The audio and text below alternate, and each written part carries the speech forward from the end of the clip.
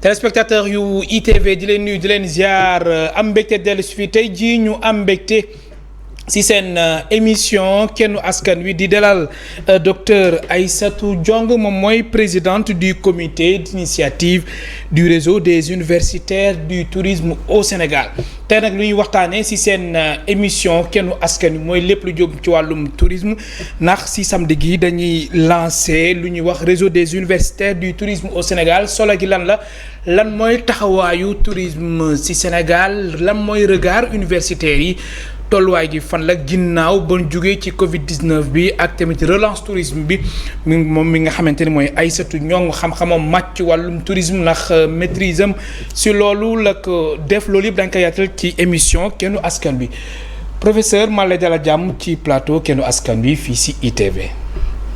jërëjëf Cheikh Seydi Hadji Malick Cissé. di lay ziara di la delloo nuyoo di la jaajëfal. di rafetlu sa émission bi professionnalisme bi. merci. mais également di nuyu le directeur général suñu frère. oui suñu xarit. suñu promotionnaire. oui Alassane Samba Diop. di ñaan yàlla gën a dooleel kuréel gi bu baax a baax. très bien di am mbégte di teew fii. kon Alassane sa promotionnaire yéen a nekk noonu université. c'est un excellent jour sociologie. absolument oui. Je suis un pur produit de l'UCAD. Oui. J'ai fait sociologie de la première année jusqu'en maîtrise. Très bien. Avant de faire la spécialisation en tourisme. Très bien. Et ces 4 ans, on l'a passé avec Alsane, mon frère et ami de longue date. Oui. sa jaar-jaar sax sa parcours naa si ñëw léegi nii ma fàttali suñu mbokk téléspectateurs yi ngeen ñuy suivre en direct si ITV canal plus 217 TNT 15 Eutelsat TV d'Orange numéro 6 ak page Facebook ITV Sénégal.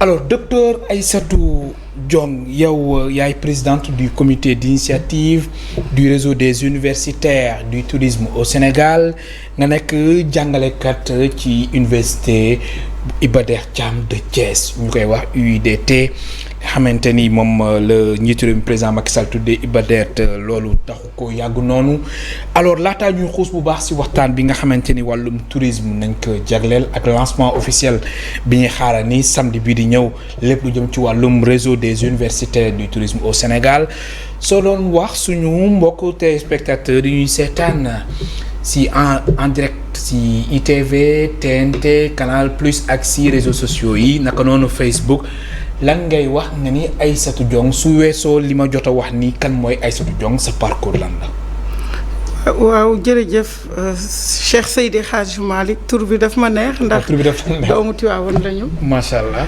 kon dañuy màggal képp ku tudd Malick rek. oui. donc ñu moo tax ma lay wax Cheikh Seydi Hadji Malick. si Senghari di la ziar bu baax. delloo ziar. waaw comme ni nga ko waxee rek. parcours bi daanaka loolu la nekk doomu Tiwaawan. jàngee UCAD. nekk un pur produit de l'UCAD. de la première année en maîtrise. et puis ensuite bi ma demee. ban année la woon loolu. 94. ba 99. 2000 ma dem France spécialisé wu ci tourisme. def un DSS. avant may inscrire doctorat. à la Sorbonne Paris 4 pour def une thèse de doctorat ci mbirum tourisme. te loolu sax daan si ñëw tuuti ndax yow sa wàllum thèse yaa ngi ko jagleel wàllum tourisme ca Saly Portudal. absolument. très bien alors su weesoo loolu yow su weesoo wàllum tourisme consultante nga national et international n'est-ce pas. waaw loolu aussi maa ngi ciy yëngatu. très bien. liggéey ak kuréel yu bëri yu nekk ci bitim réew. ndax bi may def sama thèse d'abord. dama amoon réseau boobu. déjà bi ma nekkee doctorante. bindal naa benn rapport. defal leen ko étude ministère du tourisme ça s'appelait et des transports aériens. oui.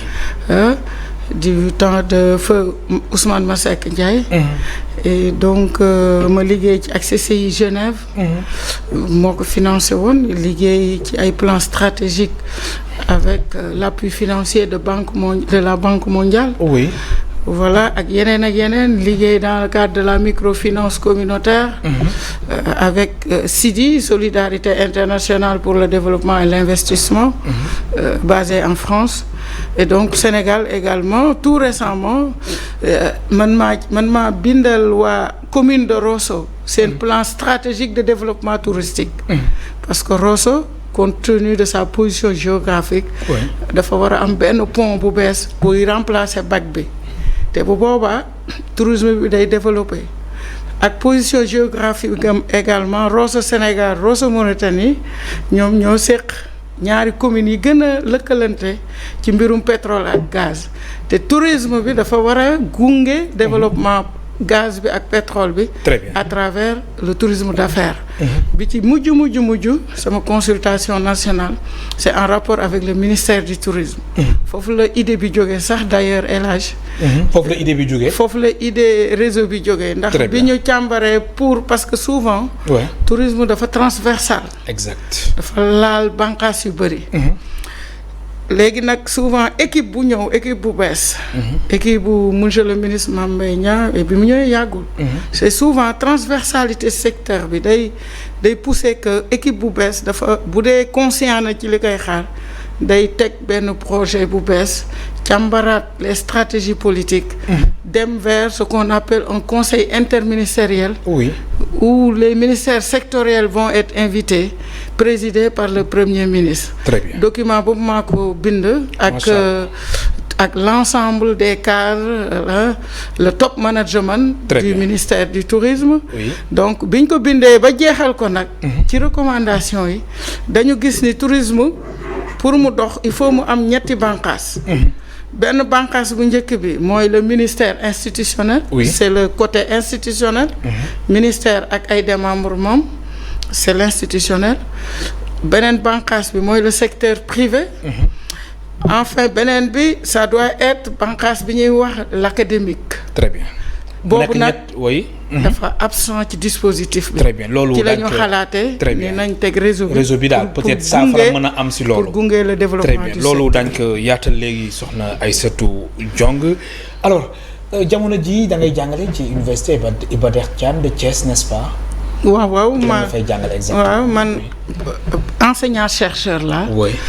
man may nekk responsable du master management des activités touristiques et culturelles ci UFR bu ñuy wax sciences économiques et sociales. très bien yow daal wàllum tourisme wala ñor.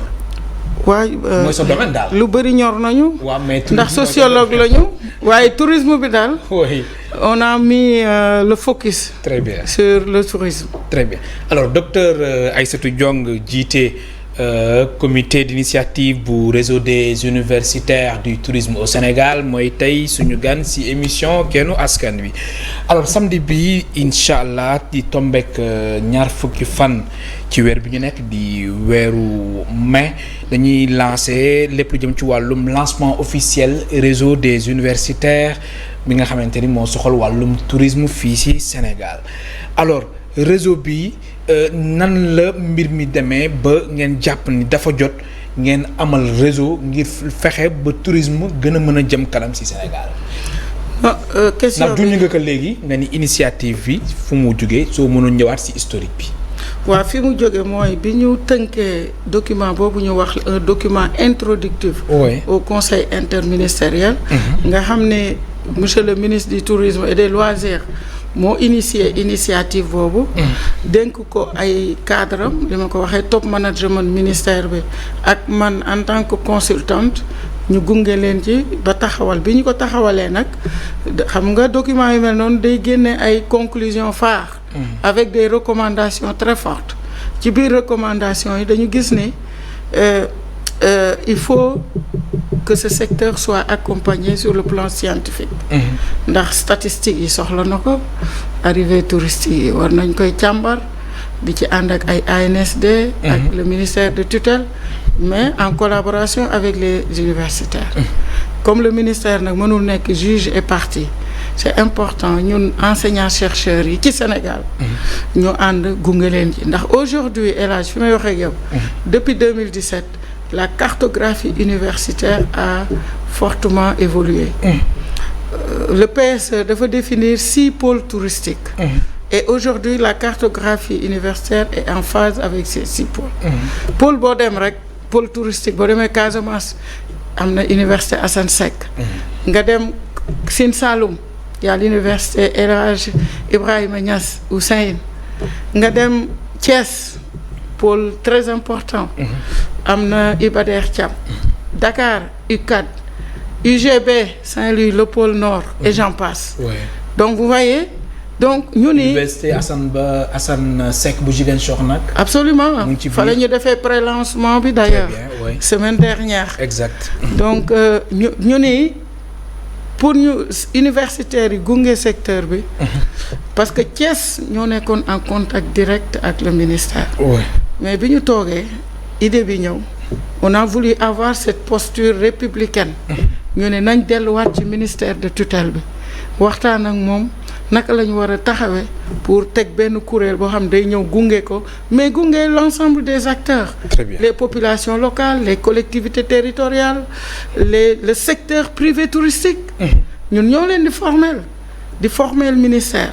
ne serait-ce que l'axe formation mérite une synergie dans un. Très bien alors. privé bi wax ñu li ñu bëgg ni ñu bëgg ñu former leen. oui ministère wax ni ñu bëggee ñoom it ñu former leen ñun tamit ñu indi suñuy moyens. ñu boole mu nekk une mise en synergie pour am des curricula conséquents mën bu ko defee bu ñu former étudiants yi duñ leen former pour former leen mais dañ leen di former pour ñu am insertion. Très bien. socio-professionnelle. Alors docteur li ma bëgg a xam mooy ndax da ngeen dem ba def constat ngeen jàpp ni yéen universitaires yi fala budd dafa jot ngeen dugal seen loxo ci wàllum tourisme maanaam Sénégal fu mu toll ci wàllum tourisme ci at bi ñu nekk par exemple muy atum 2023 waroon na ko mën a dépasser naam sax fekkee ni tourisme bi muy tourisme ak yeneen secteurs yi nga xamante ni yu bëre lépp lu jëm ci wàllum Covid 19 laaloon na ko ba ñuy wax relance bi nga xamante ni dafa soxal wàllum secteur du tourisme da ngeen dem ba seetlu ni yéen universitaires yi dafa jot ngeen weccante ay xalaat dafa jot ngeen def ay échange ngir fexe ba soqali secteur du tourisme loolu bokk na si lu tax ngeen bëgg lancer réseau bi nga xamante ni moo jëm ci wàllum réseau des universitaires jëm ci wàllum secteur du tourisme. Absolument xam nga secteur touristique même en Europe et au niveau international tourisme dafa nekk toujours en quête de son statut scientifique. Oui. Il y a plusieurs définitions des fois les concepts. Ils se cherchent. Le tourisme se cherche scientifiquement parlant. Je veux dire. Oui. Et donc comme yàlla def na Sénégal am na au moins juróom-ñaari université yuy jàngale secteur bi ñu ne pourquoi pas ñu boole suñuy moyens pédagogiques logistique financier intellectuel pour ñëw taxaw nag d'abord créer un espace pour les universitaires d'abord ndax xam nga université nous sommes une des universités sénégalaises du sud avec leurs caractéristiques manque de moyens total sur tous les plans surtout financiers. Alors laaj na ñun ñu àndandoo boole suñu force pour gën a taxaw mën a jàppale secteur bi comme ni nga ko waxee relancer ko mais aussi li ñu gën a seetlu bind nañ ko ci suñu préambule que ñun université sénégalaise yi dañuy seetlu dañuy gën a wuti ay partenariat ay France ay Canada ay yeneen dëkk yi fàtte ñun un partenariat ak ñun lëkkalante bi war a am ci suñu biir. ci suñu biir loolu soo ko waxee loolu biir université sénégalaise yi dafa des. loolu soo ko waxee loolu aussi da ngay joxoñ baaraam tuuma maanaam lëkkaloo bu wa des ci wàllum université yi naka noonu aussi ak li nga xamante ni moom moo di contribution bu secteur privé national bi. waaw mu war a jouer partition am ci développement au tourisme. absolument ñooñu ñëpp je pense que réseau bi da leen di tàllal loxo. gis nga réseau bi li mu mën a régler. ci secteur bi bëri na mënuñu ko lim fii. Ah bon? dañuy ñaan yàlla bu ñu lancer ren. mën a régler ci secteur bi. relancer secteur bi. jàppale secteur privé touristique bi ndax soxla nañ ñu nit soxla nañ leen. jàppale leen ñoom tamit ñu mën a téyewaat seen mbir. seen alal très bien jàppale population sénégalaise. gis nga li ñuy def nii c'est une activité d'utilité publique. ndax xam nga man sociologue la. oui. Approche sociologique bi ñu am ci crise touristique bi mooy lan mais sëy yaa ngi tas parce que boo doon am dépense amatoo dépense. day jaxasoo xale yi taux de déperdition scolaire bi. oui. bu ñu tegee statistiques yi dafa yokk dans les sites touristiques. parce que parents yi doon fayal seen doom ci école privée amatuñu salaire. nu ñuy def bu hôtel yi tëjee bu touristes yi bariwul. oui. donc impact social boobu aussi ñun dañu war a jël suñuy responsabilité en tant que universitaire. suñu gungee ministère de tutelle bi gunge le secteur privé touristique ñoom tamit ñu jàppale ñu tàllal ñu loxo.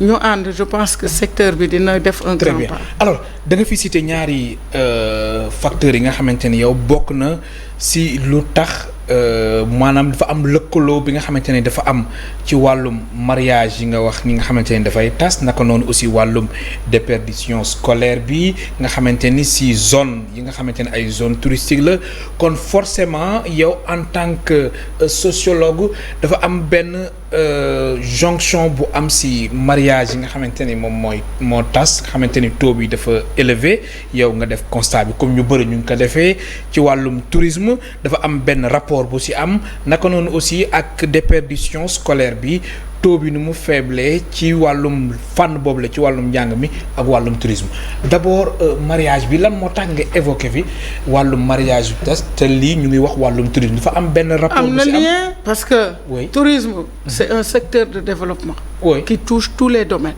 économiquement mën naa si ñëw parce que tourisme bu doxee day indi devise devise étrangère mooy lan moom la ñuy jëfandikoo pour dem jëndi ceeb bi ñuy lekk jëndi ay oto jëndi bagage yi kon forcément sénégalais dafa am impact si ménage yi oui. beaucoup d'impact damay tooñ léeg-léeg le ministre du tourisme monsieur Mame Mbaye Niang di ko wax ne ko yow xamuloo ni ce secteur tourisme c'est le gouvernement en miniature ndax tourisme pour mu dox environnement dina ñëw oui. valoriser ko culture dina ñëw accompagner ko artisanat dina ñëw accompagner ko économie infrastructure oui. économie développement durable absolument lépp. dama koy ni c'est tu as un gouvernement en miniature kon nag yow dañ ñëpp la war a jàppale à commencer par le gouvernement doté le de moyens ndax aujourd'hui le nerf de la guerre c'est l'argent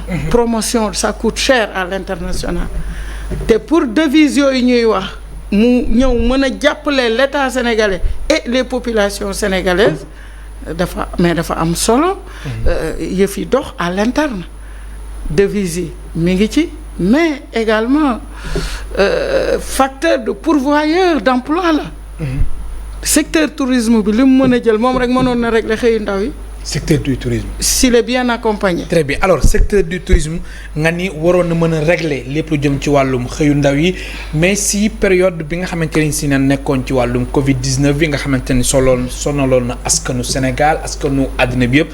askanu Sénégal aussi kenn demul woon ñu des boobu la jamono am na si ay hôtels yi nga xamante ni ñoom dañu doon wàññi seen personnel ndax neen mënatuñ woon lépp lu jëm ci wàllum koom naka noonu gisatuñ woon ay touristes amatuñ woon ay clients loolu ak li nga xamante ni moom nañ nekk nii ñu ni Covid 19 daanaka mën nañu wax ni kenn waxatul ay waxam naam sax fekkee ni waa ministère de la santé ñu ngi génne seen bulletin tous les jours di wax ay benn cas ak ñaari cas mais est-ce que lépp lu jëm ci wàllum pourvoyeur d'emploi bi ngay wax ci boobule secteur ak ñi ñi libéré woon ci boobule jamono est-ce que jàpp nga ni hôtel yi yow mi nga xamante ni observateur nga te ngay bàyyi xel wàllum tourisme hôtel yi ñoom ñëpp jëlaat nañ seen ay responsabilité jëlaat noonu ba lépp lu jëm ci wàllum personnel bi amul kenn ki nga xamante ni am nga ci ay jafe-jafe ba lépp li nga xamante ni libéré woon nañ ko ñu mën ko dab.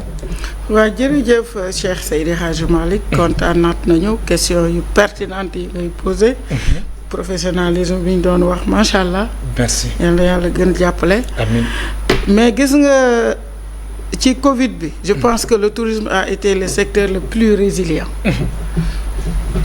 pourquoi parce que président jàppale na leen.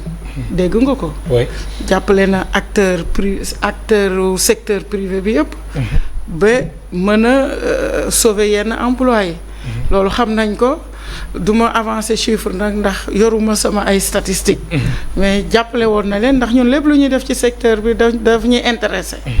donc ça a été un secteur assez résilient malgré que crise bi laal na ko. oui ndax ñëpp la laal. pays développés yi sax la gën a laal waaye rawatina le tourisme sénégalais. pourquoi mu gën ko laal parce que ñun bi ko président Senghor di lancer à l'époque daf ko lancer de façon extravertie c'est-à-dire un secteur économique qui dépend de l'extérieur. dañu foogoon ni tourisme tubaab bi rek biñ koy aménager les premiers investissements ak yëpp étrangers yi moo taxoon ñu lancer ko. ma ni nag aujourd'hui c'est plus que nécessaire de réfléchir sur la stratégie de promotion du tourisme interne. faut que Sénégalais yi xam li xew déjà commencé na.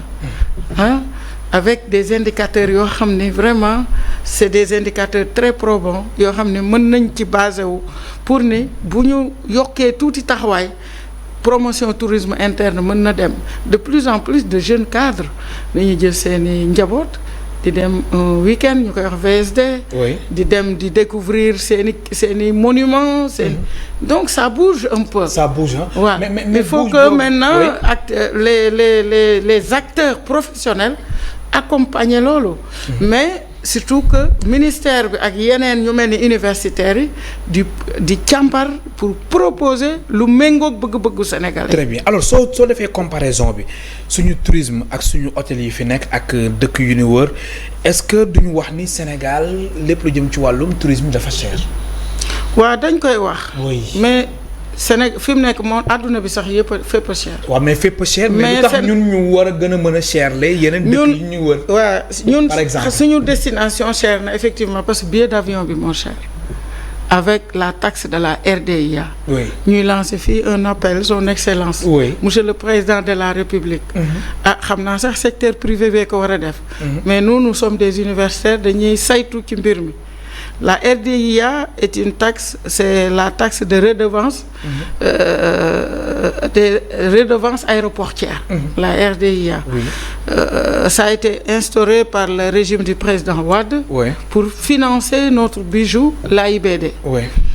léegi nag loolu moo yokkoon suñu billet gën a cher tey billet nu mu tuddati Praia ak fan nga bëgg wax. capitale de. Cap-Vert. Cap-Vert. Praia oui Cap-Vert. oui Cap-Vert billet Sénégal pour dem. pour Praia par exemple oui. voilà pour benn touriste jógee Paris ñëw Dakar. AIBD ak benn touriste départ Paris dem Praia mu gën a yombale aujourd'hui mooy gën a yombale parce que RDIA bi moo continuer di peser ci billet bi.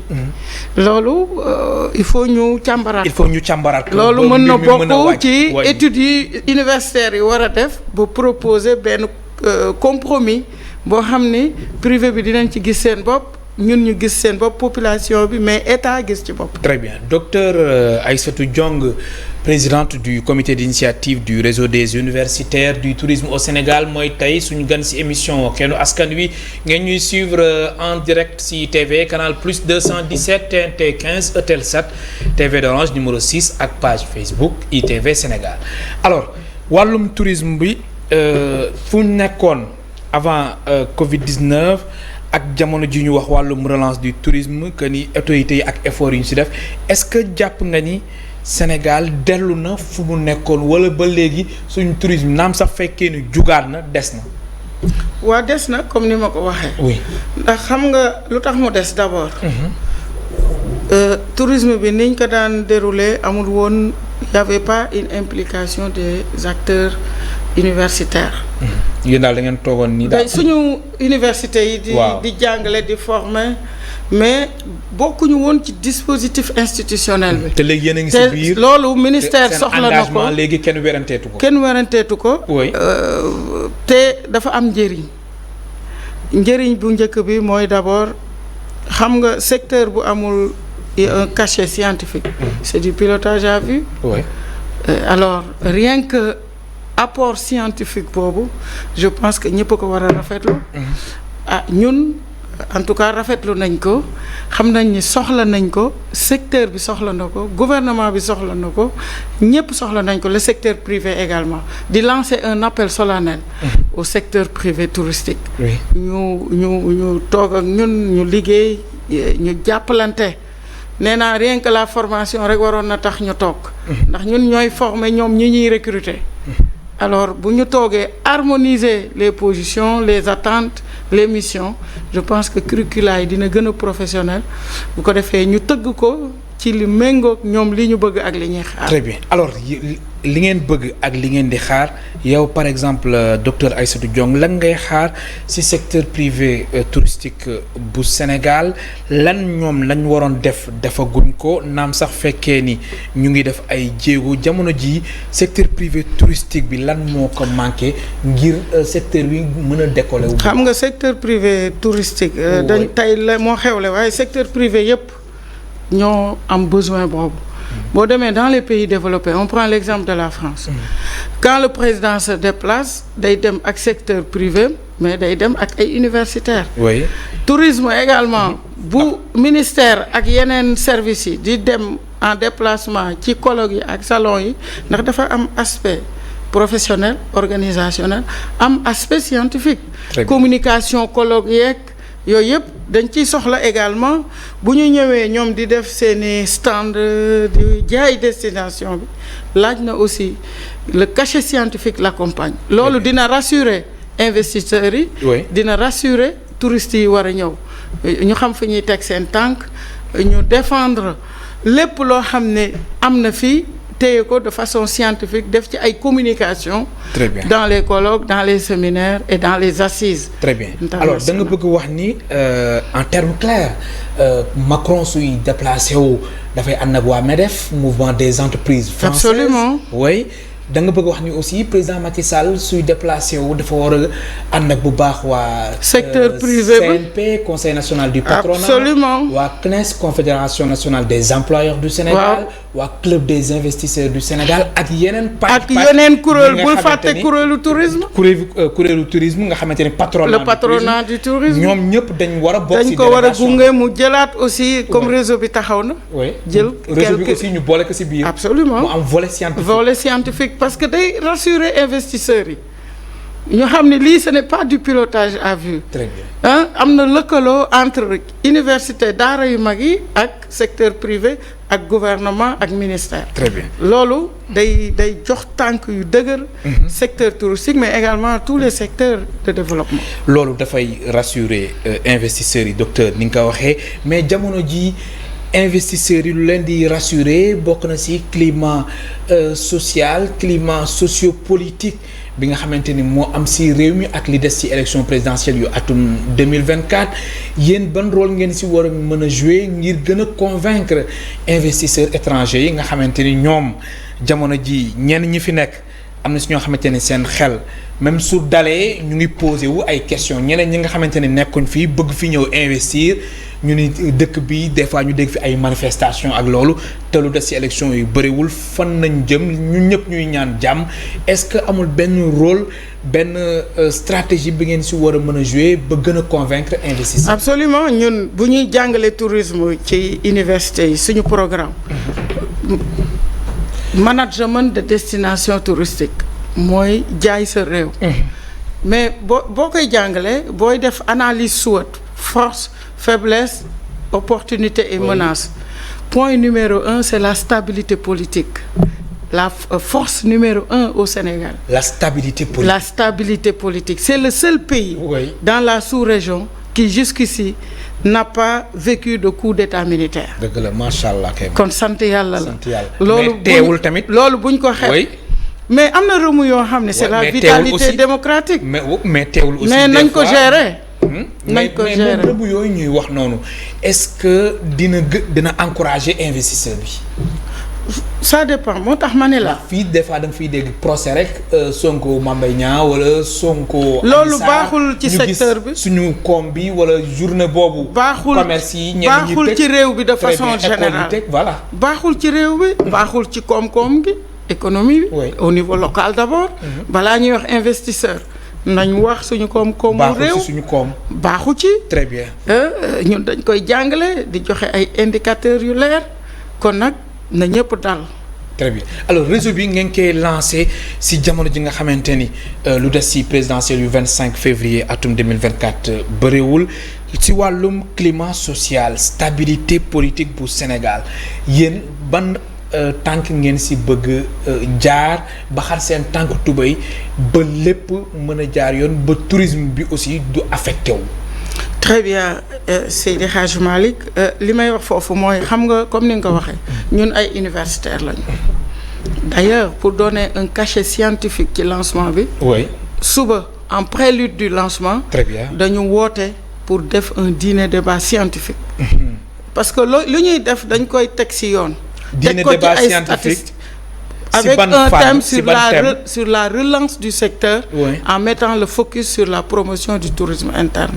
Il faut ñu valoriser li ñu am acteurs yëpp jàppale ñu fi mu nekk tourisme du universitaire yi rek comment on peut valoriser quelqu'un comme Youssou Ndour. Et en faire un ambassadeur de la destination day dem ak ay moyens boppam fu mu dem mu wax lu baax ci ñun mi ngi koy def. mais war nañ ko gën jëmmal les Sadio Mané imaginez coupe du monde bi Sadio Mané bokkul mais bu bokkoon. Oui. Venez visiter la destination au Sénégal pour 2 secondes loolu. donc ñooñu ñu am ñu nekk ay stars. woykat yi ñoom Coumba Gawlo Seck ñooñu ñëpp bu ñu leen jàppalee yaakaar naa ne c'est des leviers sur lesquels on peut s'appuyer pour vraiment jàmm am. promotion destination jëm kanam waaye ñu doter le ministère bi nga xam ni moo yor politique touristique di ko mettre en œuvre de moyens conséquents. ndax jaay réew dafa cher. très bien alors lancement officiel bi ngeen di def soo leen ko lancé ba pare ban étape moo siy topp. dinañu lancer comme ni ma ko waxee bu ñu defee dîner débat scientifique bi vendredi. suba incha allah nga xam ne lu mat juróom fukki enseignants chercheurs. jógee ci juróom-ñetti université publique yi nekk Sénégal. du ma lim joxoon naa la document bi dinaa la ko joxaat. oui ñi ngi leen di invité d'ailleurs ITV. oui incha allah bu ko defee ngeen ñëw ci dîner débat bi di ngeen fa dégg ay propositions yu doy waar. ndax y a des spécialistes dans tous les domaines. ay propositions yu am solo ngeen fay génne yu am solo ay recommandations. mais léegi ci le lendemain oui. le lendemain ñu dem ci lancement officiel bi au King Fahd Palace. incha allah à partir de 9h di ci woo Sénégalais yëpp. Incha di ci woo le gouvernement yëpp jox nañ leen courrier. yaakaar naa ni ñoom ñëpp jot nañu te dinañ ñu wuyu parce que ni ma ko waxee à l'entame de mes propos c'est un secteur transversal. bu tourisme bu doxee artisanat bi dox. bu doxee environnement parcs nationaux yeeg yooyu yëpp dox transport maritime bi dox le DG Cosoma commandant Matar Fall. oui ñu koy def un clin d'œil invitation APIX direction yi nga xam ne transport aérien. nga xam ni moom mooy le secteur le plus stratégique qui doit accompagner le secteur. ñooñu ñëpp jox nañ leen li def leen ay jox leen même ay carte de membre d'honneur pour ñu ñëw accompagner secteur bi pour l'intérêt du Sénégal. mais bu ñu jógee foofu. yaa ngi koy laaj loolu question bu am solo la nga may ma ñëw ci. oui très rapidement. bu ñu paree. d'abord dañuy dem xool naka la ñuy demee benn lël pour tëgg un plan d'action. plan d'action bi dina am ci biir ay définition des fiches de poste.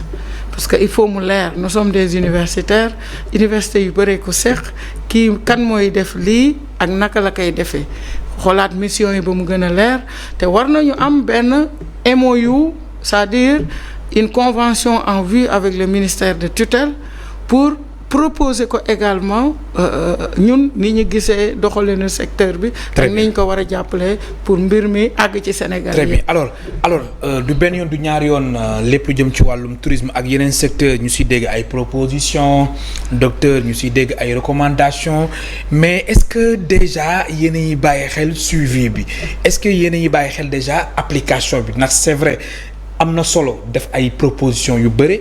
lépp lu jëm ci wàllum développement au tourisme Sénégal def ay recommandations mais jëfin bi application. très bien loolu aussi beneen étape. très bien foofu la ñuy woowee waat sax le ministère de tutelle. ñu teg benn kuréel boo xam ne dinañu permettre ñun ak moom ñuy def un suivi évaluation. oui di ko càmbar di ko topp di ko orienter di ko réorienter en fonction des besoins parce que tourisme dafa gaaw a dox. kon nag foog aussi ñi koy téye di dox di ànd ak moom te ministère bi foofu lañ koy woowe nag mu gën ñu jàppale bu ko defee de façon comment dirais-je ñu dem vers une mutualisation du suivi évaluation. loolu moom da ciy gagné bu baax ñun aussi suñu réseau da ciy gagné bu baax te sénégalais yi de façon générale parce que li ñuy def ni c'est une activité d'utilité publique. très bien alors identité di ñafe pour secteur bi jëm kanam. oui. kon loolu ñun sénégalais yi lañ koy liggéey. très bien identité touristique territoriale loolu tamit bokk na si li nga xamante ni soxal na réseau bi. absolument mu tekki lan. identité touristique territoriale. mooy gox-goxaat yi. oui. xam gëdd tourisme. très bien xam li mu leen ñoom bu ñu xamee. dañuy accompagner mais des fois dañoo xamul. même population bi xamuñu lan mooy tourisme. mais foofu loolu de rôle bu nga xamante ni moo soxal wàllum sensibilisation. absolument wàllum information. absolument en IEC. très bien dama ni IEC santé rek moomu ko. oui. dañ koy jël appliquer ko ci secteur touristique. di ko appliquer ci programme de développement yëpp lañ ko wax. éducation information communication. doyul du doy. gis nga jël une loi yoon baax na lool mais mesure d'accompagnement dafa am solo. te IEC c'est l'une des meilleures mesures d'accompagnement.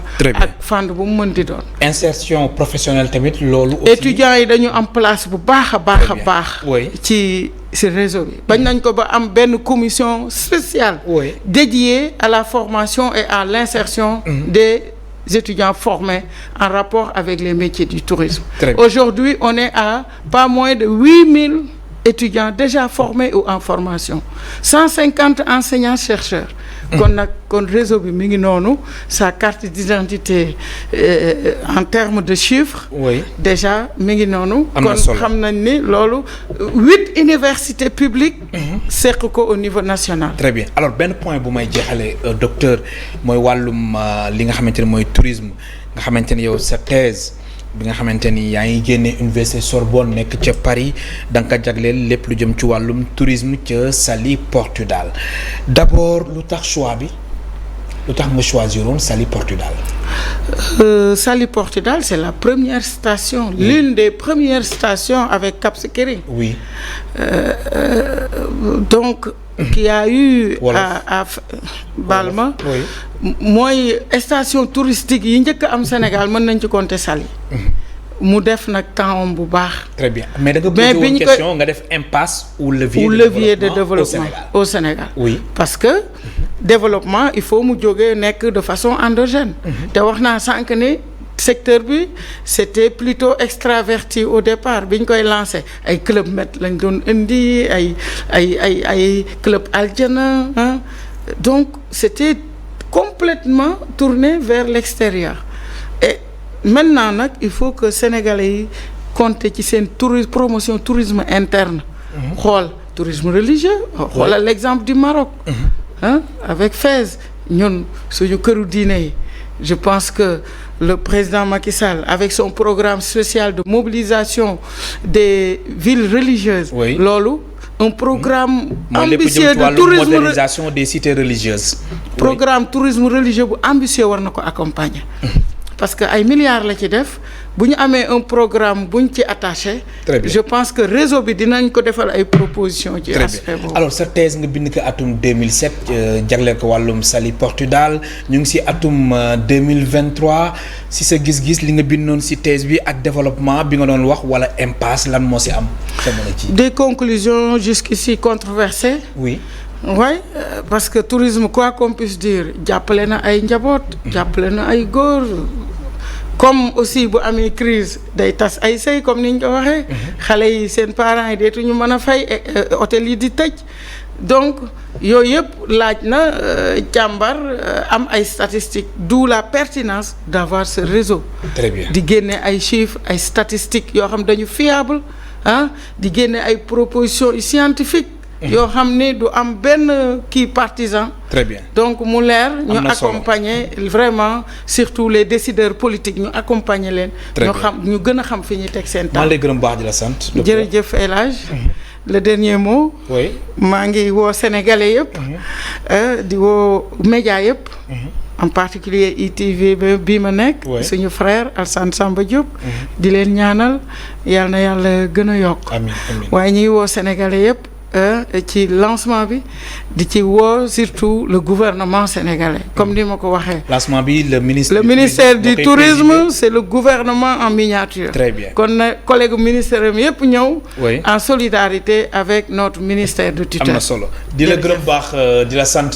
mu nekkoon docteur Aïssatou Diong nekk professeur ca université Iba Der Thiam de Thiès naka noonu docteur Aïssatou Diong moom mooy présidente du comité d'initiative du réseau des universitaires du tourisme au Sénégal ñu doon waxtaanee lépp jëm ci wàllum développement au tourisme ci Sénégal ak lancement officiel bu réseau boobule réseau ci samedi bi mbokk téléspectateurs yi amul seen fay ñu leen di gërëm bu baax di leen sant Mass Mboup moo nekkoon ci réalisation bi ak Ndiaga Seck ci son bi Iba Mar Sène ci décor bi ku si nekkoon Youssou jàngeen jëf